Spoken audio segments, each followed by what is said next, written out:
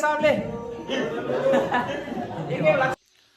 Good morning guys, new day new blog लिएर म फेरि पनि आइसकेको छु होइन। आज टक्क मेरो कलेज छ, 6:30 भन्दा लाग्यो। म भर्खर उठेँ होइन। म फटाफट जति सक्छु चाँडो रेडी भएर होइन। आउँछु त गाइज।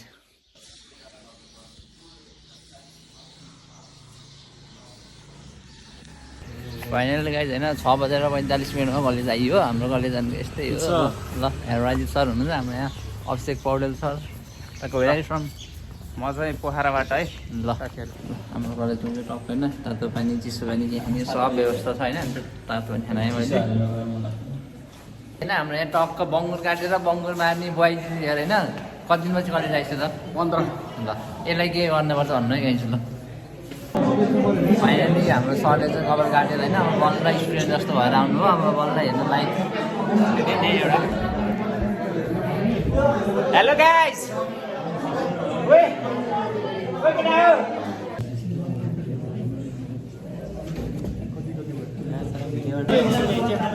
9:27 आजको क्लास सकियो।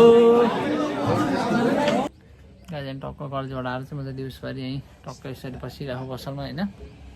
गाइज होइन टक्क अब बेलुकाको चिया खाँदैछु होइन। केटाहरू खाने यतापट्टि टक्क केटाहरूको बसेर गफान राखेँ, म चाहिँ यतापट्टि चिया खाँदैछु होइन। कस्तो गरेको टक्क कपाल नै काट्ने बेला भयो त होइन।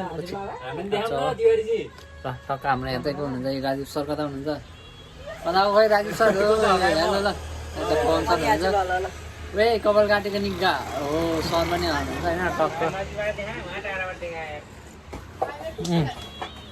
ल बेलुका टक्क बेलुका लागेसँगै जाडो पनि बढ्यो होइन। टक्क कपडा सपडा लाएर बस्यो। अब यही भन्दा चाहिँ आजको ब्लग चाहिँ म यहीँ गर्न चाहन्छु। Thank you for watching, bye by.